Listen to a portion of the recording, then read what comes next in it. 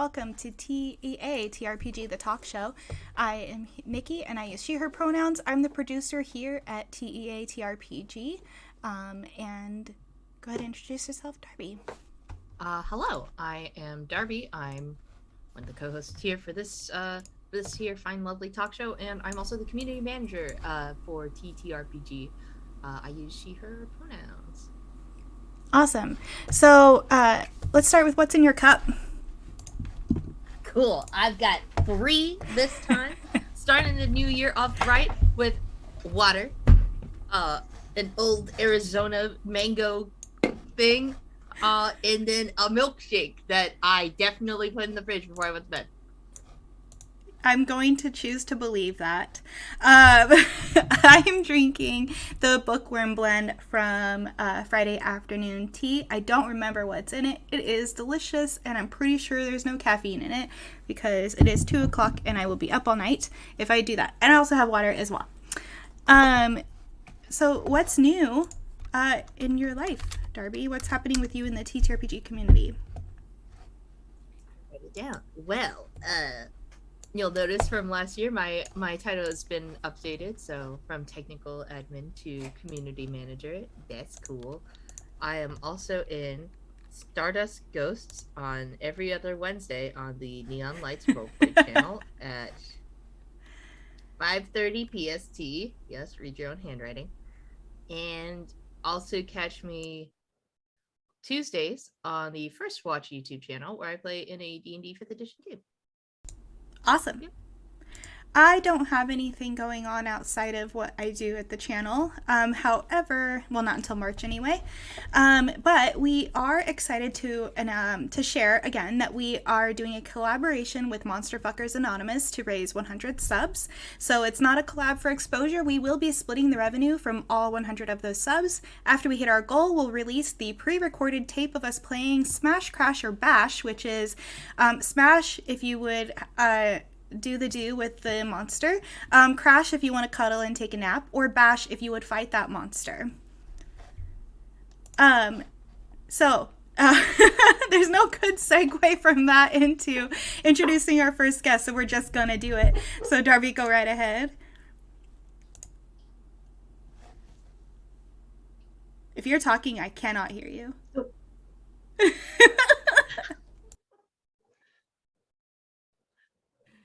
God, Google Captions still picked me up, so neat. Well, introducing our first guest, Lynne, who is an Emmy-winning queer, chronically ill, autistic, disabled, #TTRPG writer and editor, 2021 Queer in Games awardee, and best known for her work on Uncaged Anthology. Welcome in. Hello. So yes, I'm Lynne, and you can use either she or they pronouns for me. So I'm really excited to be here. You all are awesome. We're happy to have you in. And to start us off with the question that we ask everyone, even I get asked, what is in your cup? Well, there was a mention of Friday tea. This is Good Witch Bakery.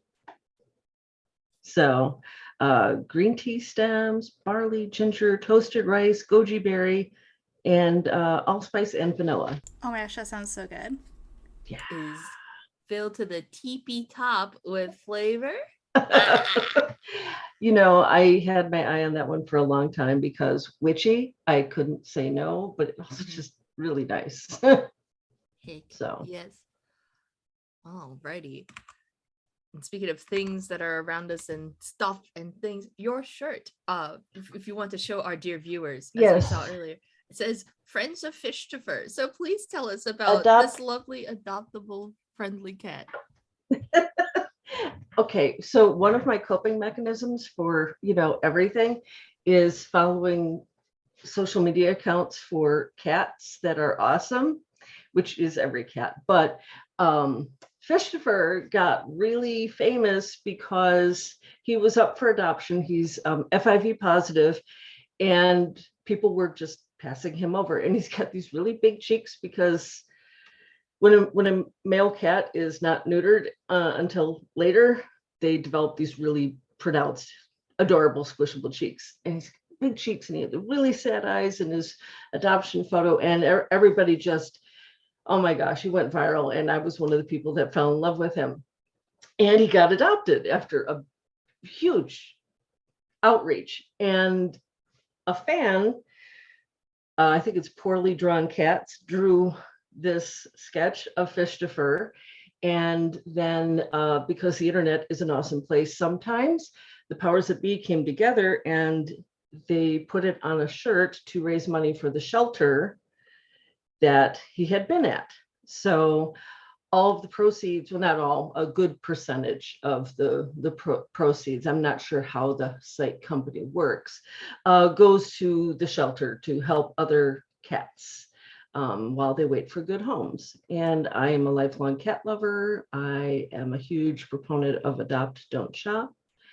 And so I had to get my friend a Fish to Fur shirt to show my allegiance.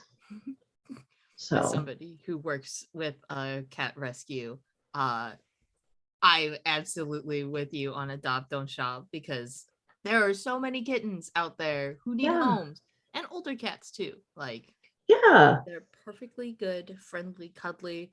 The cats that I work with just got vaccinated yesterday. They were super not happy about that. They were screaming so loud. I've never heard cats make the classic movie noise, but like, these kittens still haven't learned that people good. We feed, we give snuggles.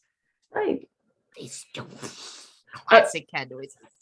I was hoping that my senior kitty would make an appearance, but he is stoned on some catnip in his bed right now. He's an old boy. He's coming up on 18 years old this year. An old man. Yeah, he's what a real old man. Gentleman.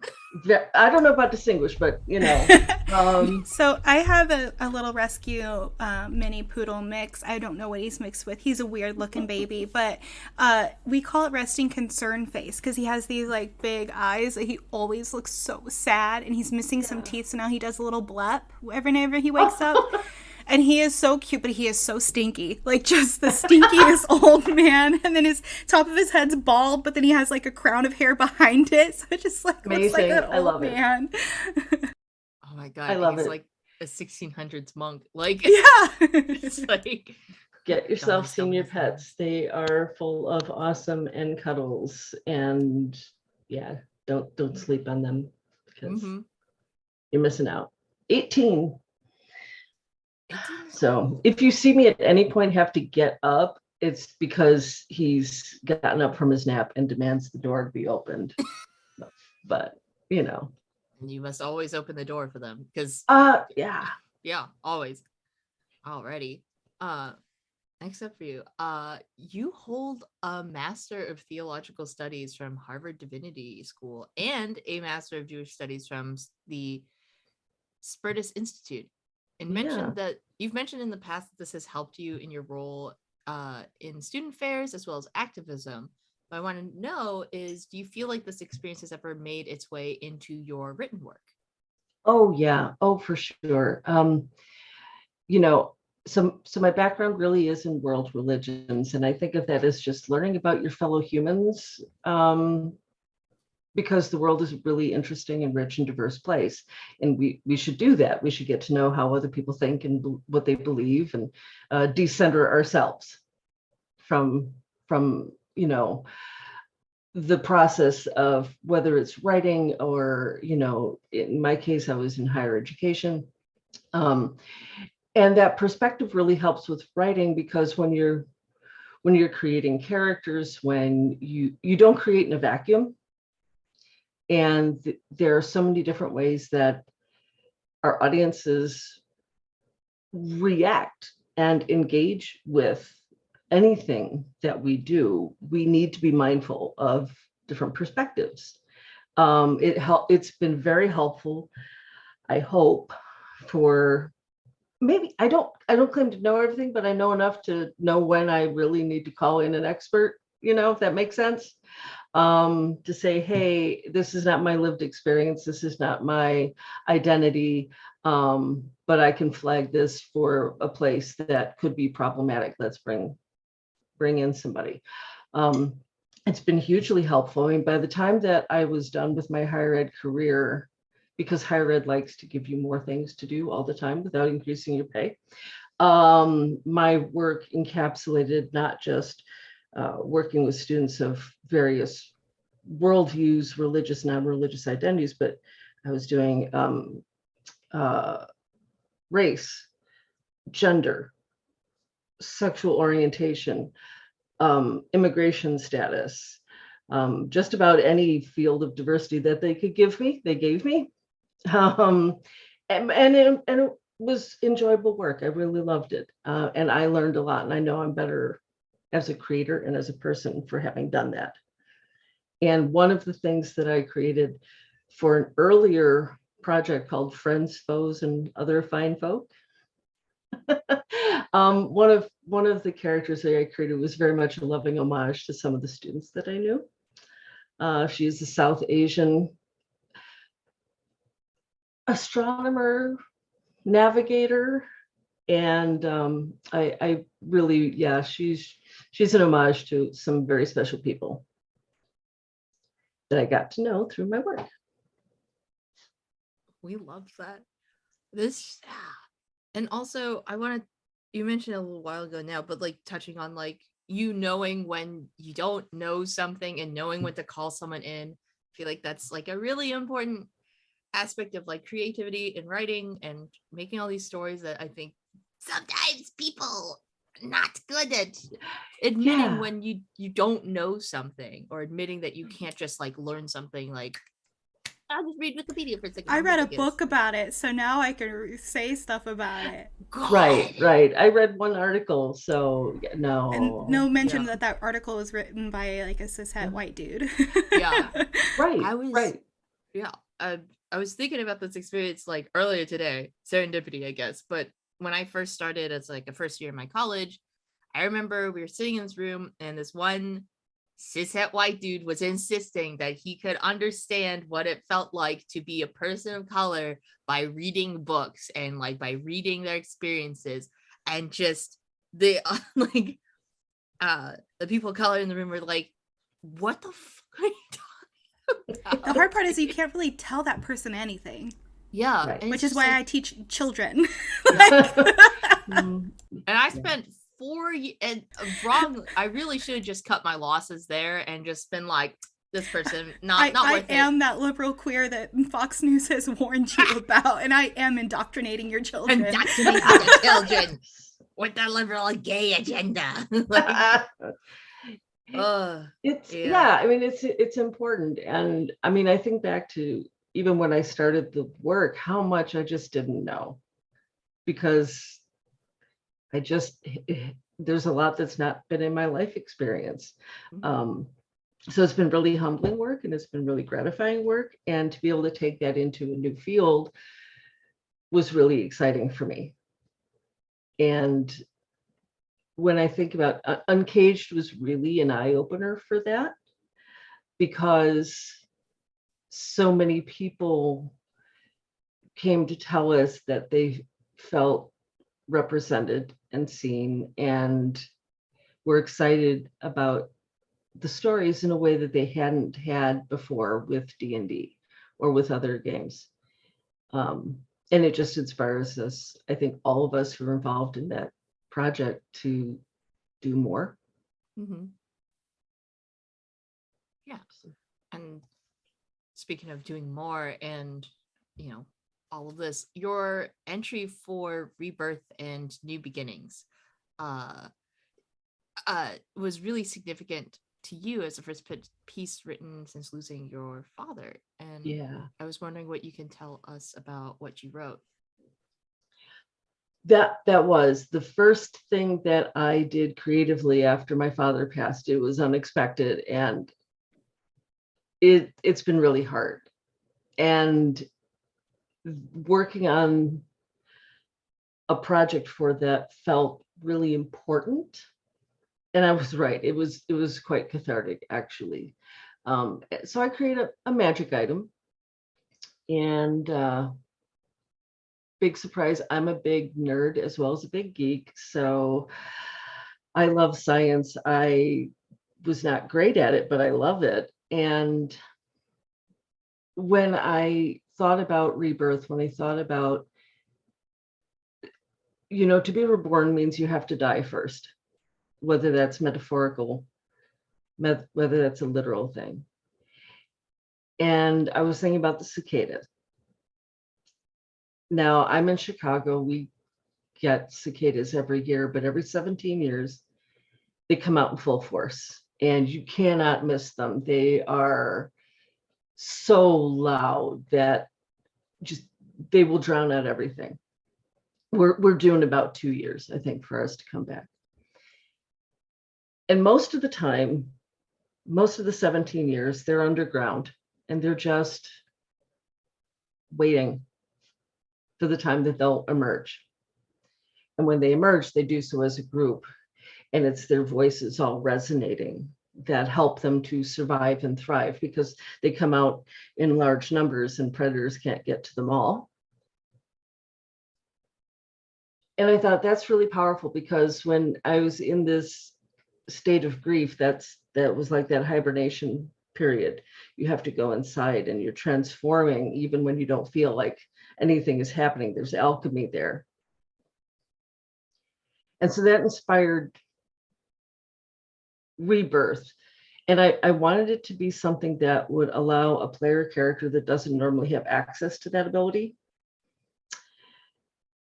And I went to the Irish bard for inspiration. D&D bards are part of the story, but the Irish bards traditionally were somewhere between what we think of in D&D terms as a druid and a bard. And the power of their voice was everything. It was the source of their magic. And traditionally, in the Irish funeral practice, the bard, there was a head bard who would lead the keening, the lament over the dead. But they wouldn't do it alone. There'd be other mourners who would rise up and join them in the song. It would be this communal, powerful thing. And I won't even say on behalf of the dead. It was beseeching the dead. Why did you leave? Why did you leave? And this lament over what it meant to be in the world without the deceased. And that jived with my thought about the cicada. When we are in grief, it feels solitary, but really it affects a whole community. And so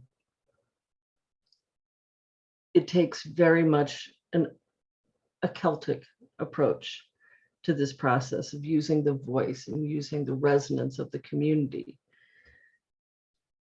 to powerfully bring back that who was lost. So it's very thematic. It invokes the ash tree, which is straight out of Celtic mythology, because again, yes, geek and nerd. So it's layered with symbolism. And the bard doesn't normally, in D&D at least, have access to something like a true resurrection. But with this, they can, with a few stipulations. Because what would be the fun otherwise? Yeah. And I have to say, the artist who depicted it did a really great job. And I'm very excited that people can actually see what was in my brain. So yeah, it was healing, because I know I thought for me, the power of our grief is such that you think if you cry out loud enough, you could bring the person back. Well, this way they can. Yeah. Maybe not in the same way, or maybe in the same way, I guess, in the magic of things, but yeah. So I also lost my father when I was much younger, so it's far less recent than it sounds like it has been for you. But yeah, and someone said it in the chat, this is just like such a beautiful and haunting thing to talk about, and just so thank you. I don't have anything smart to say besides that you were that resonates so deeply, like the things that you're talking about as somebody who has also gone through similar grief. It's not a club that anybody ever wants to join. No. But someday it's going to happen. And even when you know it's coming, you're never ready. Yeah. So I hope it is not only fun to play. I hope it invokes some fun story elements, powerful RP moments. And I hope it is healing for people. I mean, one of the things that I did that you don't find with True Resurrection is that, you know, you go through a process like that, it changes you. Whether you're the person who has been reborn or you're the person who is facilitating the rebirth. It is an intimate, it is a powerful experience, and you are going to be different. So one of the mechanical changes that I made was that once this is used, the person who has facilitated the rebirth and the person who has been reborn, they take some new traits. So not only do they have a shared bond, but there's going to be a new flaw, maybe. Just you're not the same person anymore when you go through this. You may still be whole, but you are different. And that felt important to include. Yeah, absolutely. Well, to change gears a little bit off of, honestly, just again, just very poignant and thoughtful writing and processes. What do you think is the silliest thing that you've ever written? You know, it's funny because I know it seems like such gears, but it's actually not, right? For me, like, life is heavy. There's so much heaviness out there. And I have developed a real interest in doing things that are either meaningful, like the rebirth piece is, or outright silly and lighthearted, because I don't want to add to the stress and the negativity that's around us. I want to escape from that. So the next thing I happen to work on actually is the silliest thing that I've done. And I'm putting the final last minute little revisions on it right now. I teased out a little bit on Twitter last night. What is time? I don't know. There is a lovely anthology coming out called Stolen Hearts, and it is all romantic themed heists. And I have a very, very silly heist in there that is inspired by my love of things like Great British Bake Off and Master Chef and things like that. So I want you to imagine tiefling ex-girlfriends who find themselves competing on a cooking competition. And one of them has stolen the prized recipe book of the other one to do it. So, you know. I cannot tell you the number of puns that just exploded into my brain there. I was like, I could not, I just had to freeze in place. I was like, oh man, like this heist takes the cake. Like, there's so many things that you can do here. It is perfectly silly, and I'm excited to see how people react to it. Yeah. Wow. There are more than a few puns. I had a lot of fun with the names. Had a lot of fun with that.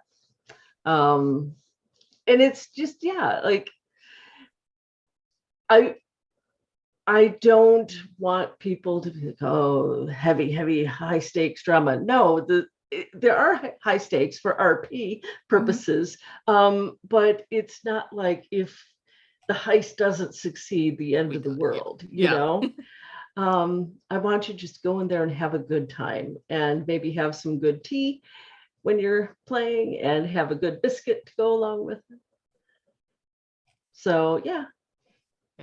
There are pets in there that I had a lot of fun with, and I will tease you this much. There are blink dogs named Sugar and Spice. And everything nice about that. That's the nickname of their puppies.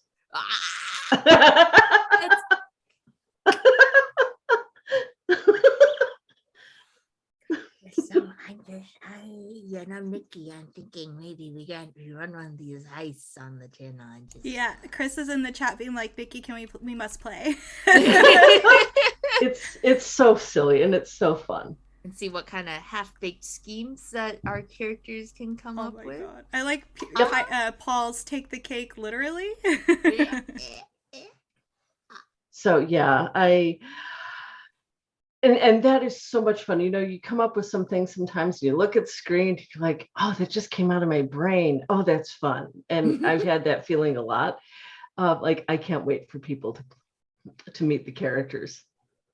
Yes. So I'm very excited. I will be watching to just get my little possum paws all over that. The goal is for the anthology to come out by or before Valentine's Day.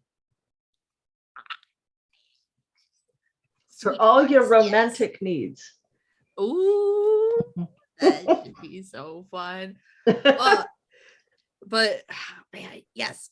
Speaking of other upcoming projects, though, you have an upcoming Kickstarter, All the Witches. Witches, yes. And this game's about a deck building tabletop role playing game. So can you tell us? You're feeding us a lot about all this upcoming stuff, and so we just want to hear more about all that you got. It's so funny because it felt like last year was very quiet. There was a lot of behind the scenes stuff. And now this year it's going to be like, here, have all the content from me. Yeah. So this is one of those things. So I'm a world builder for All the Witches. And you get to hear first, I believe the Kickstarter launches on March 16th. So go and follow it and learn more and look at the incredible art that is being done for it. I'm in love. But yeah, so it is a unique system. So Emma came up with some wonderful, wonderful things with a wonderful team that I do not deal with the mechanics. I do the lore. But yeah, so you can learn magic. You can you have covens and schools. So either of those settings are, your jam. You've got both. And the witches here travel the world to help those who have fallen under the influence of a dark magic called discordance. So it uses all these wonderful different dice, except for the D100. So you get to have all the shiny click clacks to play with, which I think is important because I am a dice goblin. You could study 10 different schools of magic, recruit people into your covens or schools, build wands, build staves. Magical sports teams are in there too. And, conquer the darkness of the world while you're at it. So yeah, it's a really fun, unique world that I am contributing one now part to with a wonderful team. And something that excites me a lot is beyond the amazing content. Emma has been extremely committed to making it accessible. So it's digital only right now. Partly that's because it's a practical thing. Paper shortages are just awful. Oh yeah. But to make the digital assets user-friendly for everybody. So that is a big part of where the Kickstarter is focused, is on making sure that we have the highest quality. There's going to be links to short videos throughout the book that explain sections of the book. So if you're not, if you're like me, like I have to read things instead of hearing it, but then there are other people who need to hear things instead of reading it. Like my girlfriend is dyslexic. So if she can watch a video instead of having to slog through text, that's perfect for her. So there's going to be that as well built into the materials. So options for everybody to enjoy this to the fullest. So yeah, witches and magic and all the things we love without any of the turfy nonsense. Yeah. Tarps, whole chest. Yep. And I think that's one of the reasons that this is so amazing is we know I'm one of the folks that loves witchy content, and we love the setting. Well, there's a non-problematic way to enjoy it, Just saying. Yeah, absolutely. So March 16th. Hell yeah. So mark your calendars, y'all. Mhm. Put it down. Eyes peeled for Valentine's heists and that good Yes. stuff for all the witches. Yes, all of it. I So run the gamut, I guess, this year with the content because just gotta go. We're going 100 miles. yeah. And so we'll see. This is only accounting for the first 3 months of the year. So we'll see what happens during the rest of the year. And we're eager to see what you got. Before we end our segment with you for today, is there anything you want to plug for the audience? Any other things you wish to plug for the audience? Oh my gosh. I feel like the answer was yes, and it just went way out of my brain. I will say that Twitter, even though it is not as user-friendly as it used to be, is still the place that I post many of the updates, but I'm also transitioning to doing more updates on things like my Patreon. So, follow me there, Instagram, etc., because I do have some things that are in the works that I just can't really talk about yet. So be the first to hear. So. Absolutely. All righty. Wow. And thank you for chatting with me. This was fun. Absolutely. Thank you so much for coming. Darby, would you like to introduce our next guest? Yes, I would. All right. Introducing our second guest, Quinn B. Rodriguez, monarch of 8D Chess and Mess, Annie and Diana Jones Award nominated TTRPG designer. Welcome in. All right. So we like to start off our guests with what's in your cup. What do you have in your cup today? Hi, hello. So in my cup today, speaking of Friday afternoon tea, I have Moon Princess, which is from their Magical Girl collection. She's a delicate oolong with sugar stars, strawberry, and elderflower, and I appear to have burned the shit out of her, but she's still delicious. So. So for those who don't know, Friday afternoon has a lexical gustatory synesthesia, which means she tastes concepts, which is so cool. And that's how she comes up with all these wild, amazing ideas for her teas. So we are so excited for Transplanar RPG, and the Second Stranger is in its final arc, which is wild. I imagine that it's both rewarding and sad. Do you feel that you have found or will find closure for your character, or do you think you'll want to do future one-shots with Sitlali? Nikki, you asking me for spoilers? Nikki? Of course not. I would never. I don't want to give too much away because I have already Tom Hollanded in public about Transplanar at Big Bad Con. I did almost spoil the finale on a panel, and Connie and C weren't there, but I'm like, I will play. I have to be very careful when I talk about. If it makes you feel any better, I don't remember what you said, and I was there when it happened, so. I didn't say anything. I went, well, oh. Okay, good. You didn't. Okay. That's the finale of the show. So without giving too much away, I think Sitlali could probably go either way. I'm very pleased with what has happened with them, TM. God, she has had such a journey from the meanest bitch you've ever met to now. And I love that for them. But I honestly can't imagine playing her with like a different constellation of players than we've had on the Second Stranger, because those relationships are so important to like who Sitlali is now and who like they are choosing to become. The growth has been literally indescribable. Like it's so much has happened. People have very strong reactions to Sitlali, and they are the rawest character I have played in my career as an actual player, or like in general as a human being. How do you mean? They're so for those of you who don't know about how the hounds happened, TM, the first year we did shoot your one shots is the first year that the hounds ever happened for Oka's backstory. And then Connie and C were like, hey, we should do a mini series with them, because like the chemistry was just kind of there and like it was interesting. So we sped run the entire like campaign of Transplanter up until that point in a mini series. And then at the end, Connie and C were like, hey, do y'all want to be cast members? Like for real, for real? And we were like, I'm sorry, what? Huh? So Lolly was written as a one-shot character. And getting to go from that, like, I think she was like level 5 in that, to like playing out through level 20 has been incredible. That's wild. Yeah.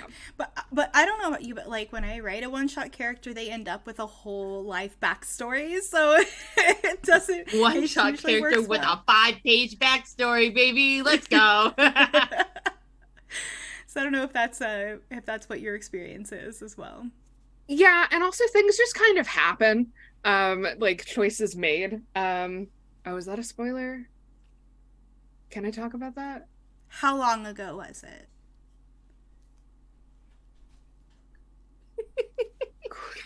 Season chat. See, can they talk about it? Hi, C. Can I talk about the Adam stuff? That's like, I'm blurry. I can talk about the Mercy relationship. Like a lot. It's so like Lolly had a lot of backstory. Oh, okay. C says LMAO hi and yeah, 2 exclamation marks. Fantastic. So Lolly came in with a lot of backstory, but also like so many front story moments, like the Mercy Lolly relationship that wasn't planned. It happened in real time live between me and Connie being like, oh, these characters are gonna, okay, what? Huh? Okay. And now they're in a polyamorous relationship. Like, it's great. I love that for them. Or like literally, Adam, who was one of the villains, is one of the worst men like you've ever met in your entire life. So a man. And I took one look at him, and when I think it was arc 5. Yes, it was arc 5. When we were doing wishes for the season, I was like, that man, I would like him to be my arch nemesis. Thank you. And then that turned into like a multi-arc thing, you know? So it's like been a healthy mix of backstory with front story, which I haven't really experienced before. I don't normally lean heavily on front story because I don't normally feel that secure about it. But like Connie is a GM, and then also like everyone Connie's is an amazing storyteller. It very, yeah. And then also like the entire cast was just very supportive of like big choices because everyone makes them. Oh, and yes. it's like, I have seen the little videos on TikTok with facial reactions to things, and they are my favorite. My ultimate favorite one though is the one where Austin goes in a gay panic. That's the best one, but they're all this like everyone's like jaws dropping is the best reaction. My favorite is the Oka gets turned into a vegetarian, I think. Yeah. Have you seen this one, Nikki? No. It's like character becomes vegetarian via magic, and then Connie's just absolute killer delivery. It's just like, Oka, it's okay. You can still eat pussy like a champ. Like, that's Lolly's girlfriend. Oh my god, it was so good. Just I wish you were all unmuted just so I could hear all the like I could just taste the screams that I could see on their faces. Like, oh, that's like probably one of my most favorite transplanter clips. It was a lot. That's One of my favorites is Connie also put it on TikTok, is the when Sin is like, don't turn around. To me, the biggest eye fucker in the place, like the person who needs to know Lolly needs to know everything. Like they have a problem. They have problems, disease, TM. Mood. And like, so do I. So like they don't ever stop thinking. So literally like that is telling Lolly to not do something that is knowledge based is hard. And it was a very nice moment of growth when they didn't turn around. So I was very proud of them. Okay, so speaking of Transplaner, because you're a performer there, you're also a game designer. So Yes. can you tell us a little bit about your design ethos and why you like to call your games fever dreams? Absolutely. So as I've said previously, these days my fever dreams come to me like visions from an angry god in the middle of the night. But it took me a while to get there creatively. Because like, you know, I have not always been a game designer. Few people are born game designer, TM. You go through a lot. I mean, if you couldn't tell, I'm a theater kid. I have it on a piece of paper that says I'm allowed to do theater. Oh, It's called a official BFA. theater kid. I'm an official theater kid. TM. So Fever Dream is something I came up with when I was getting into the itch tabletop scene. And my style and ethos have been heavily informed by the Sword Dream movement and its principles. If you look up hashtag Sword Dream like anywhere, they're pretty easy to find. I don't have the 9 principles memorized because there are 9 of them, and I have dyscalculia. So my focus as a designer is on providing opportunities for players to roleplay experiences that are cathartic for them. My initial fever dream, Catharsis and Shit, or From Which Lilacs Bloom, is genuinely just a setup for people to create a character and like talk to other characters. It's literally, that's all the game is. And seeing it like I've seen that played and it can go in wild directions. Like seeing fever dreams on stream is always like deeply fascinating to me as a designer and like studier of human beings, TM. Because I've received feedback that the heavy air quotes open sandbox style can help people like deconstruct how we tell stories and like think about why we do certain things in more like heavily structured role play settings. And like, I don't know, I think they're neat.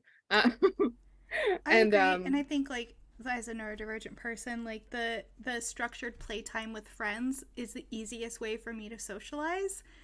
And so that's where I'm a creative person in a box. Like it has to be, I have to have parameters to be creative. And games like yours and games like tabletop role playing games, they're all are all of that. They are the box in which I can be creative. Yeah, for sure. And like one of my worst kept industry secrets about me as a human is that with a few notable exceptions, like my party of 1 appearance, I as a designer do not play my own games. Like at all, ever. I don't play test them. I don't like myself, or like I don't do stream appearances with them because I know how I feel about them. I know what in my head the air quotes, again, heavy air quotes, perfect game of it would look like for me. I'm not interested in that. I am much more interested in seeing how people respond to the work and like what they bring to it in like a true spirit of collaboration. And I also seek to move people. So that's awesome. And I feel like that's a pretty common thing with game designers that come on our show or that run their games on our channel. Because that is something that we offer is like game designer showcases, and that's been really fun. At Big Bad Con, you did a panel about writing horror stories in games and the safety tools that make that possible. What advice would you give to a fledgling game master who wants to run one of your horror games? I am extremely passionate about safety tools and clear communication at the table. I could literally talk for hours about it, so I will not right now. Most of my indie work is not traditional horror per se. I mostly do sensitivity for horror. And I like running fucked up little games sometimes. But I think specifically for someone or someone's for like the GM-less games that I've written, who wants to run one of my more intense fever dreams, which is most of them, I would probably say cultivate a space for vulnerability. Like foster a space where everyone communicates clearly, honestly, and kindly, where people can like live their truths, basically. Otherwise, you can't safely go to the places that the fever dream is challenging you to go to. Obviously, like tabletop games in general are opt-in. You get out, you give to it what you want to give to it and you want to see out of it. But my hope with my fever dreams is that they challenge people to go where they wouldn't normally go, and like they're not necessarily designed to be played on stream. There are some solo ones. There are also some very silly ones. If you have feelings about Brecht, I've written a Brecht shitpost of a game that's actually quite popular. And if you hate Brecht, tell me and I'll give you a free copy so you can laugh at it. Yeah, that's probably what I would say. That's awesome. I found I didn't like horror until I started playing horror games and could be in the seat making the decisions myself. Mm-hmm. And my first time playing a horror game was with Jess Markram, who's a, you know from like Uncaged Anthologies and the Princess Project and all these different games that she makes and writes for and does all of those things. She ran Blue Bear's Bride for Magpie. And she's also a social worker, IRL. And so it was like I felt safe going into that environment with her to play a game about women's trauma, or and that was intense, but it was so cathartic, and getting to be the creep myself made it to where now I can like actually watch horror movies or read horror stories, and I couldn't do that before. So it's been really cool to see all of the marginalized folks find their path in horror and gather strength from that, for sure. Mm-hmm. So that was actually my last like formal question for you. Was there any projects that are upcoming that you would like to plug, or other things that you would like to talk about before we end the show? Oh gosh. Definitely check out Transplanter RPG's The Second Stranger on Fridays at 5 p.m. PT or 8 p.m. ET. We are in our final arc 8. Woo, we hit the midpoint yesterday. Terrifying. So if you'd like to catch up, you can find us on YouTube. The VODs are there, or in podcast form on iTunes, Spotify, or wherever you pod your casts. Those, I think they're up to, are we up to, I don't know what arc, I think we're up to arc 6. I don't know. I don't know. I'm like, I live there. Yeah. See, do you know what podcast we're up to? I'm kidding. I am doing so many cool things right now, and they're all under NDA, which is the freelance life. But if you want to find out when they aren't under NDA anymore, my main base right now is still Twitter, tentatively at Quintastic with 3 N's and that underscore at the end. I also have a Patreon where I do like weird writing TM. I write weird shit, y'all. I don't know. I mean, like, look at me. I'm not normal. I'm built different, simply. And I'm also available for freelance work, sensitivity work, and upcoming actual plays, because Transplanter is pretty much over. And another redacted project is almost over. So I'm like, I have free time? ? Shrug emoji. What's that? Well, again, thank you so much. I'm going to bring Darby back to do closing, and then we will end the show. Yeah. All right, thanks Darby. so much for having me. Yeah, absolutely. Darby, what do you have to plug? For us, we had a sticky note. I'll do ours. You do yours. Where's your sticky note? Oh, I threw it away because I didn't think I needed it. Something Ghosts. Stardust Ghosts. Stardust Ghosts on Neon Lights roleplay channel. We air every other Wednesday at 5:30 PST. It's a Mechton Zero campaign. I play somebody who definitely didn't murder anybody. She's totally normal, totally cool. Cool girl boss, hot girl shit. And the other one was something where you're playing a 5e campaign, but I already forgot what the channel was called. The First Watch channel on YouTube. I play, it's a D&D game. It goes up on Tuesdays. And besides that, I'm working on my own solo game. So follow that development on my Twitter. That's awesome. It's we're making do. We're making tootling work. along. Making it work. Awesome. Okay, so I talked about the Monster Fuckers Anonymous collab earlier. So when we hit 100 subs, we will playing Smash, Crash, or Bash with the folks over at MFA, and then whatever admin team. Now that we have so many of us, there's 6 of us on the team now. So whoever's available for that, we're going to pre-record that and then release it as soon as we hit those 100 subs. We will be splitting that revenue, so it's not just a collab for exposure. We don't do that here. So February 5th is our first episode of our new show, A Tune to Die For. This is a Gumshoe actual play. It will be running on Sundays through March 5th. It is silly. It is, they said it was like between Who Framed Mr. Mr. Rogers, not Mr. Rogers, Who Framed Roger Rabbit. I'm always thinking about Fred Rogers as a teacher and as a person who cares. He is always on my mind. Who Framed Roger Rabbit and Cool World. So it's somewhere in between there. They are solving the murder of a Toon detective who has gone missing. And then we started working on, so this is a project that we have started with our new admin team happening and with everything going on in the TTRPG community. We thought it would be really important to be proactive about the safety of our community. So we started working on a new operations guide recently, so within the last couple of weeks, and we are really excited that it's nearly ready to present to our community.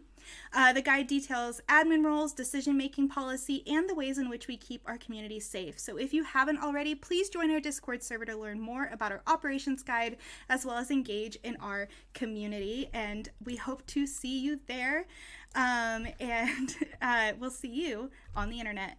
Thanks for watching. All right, we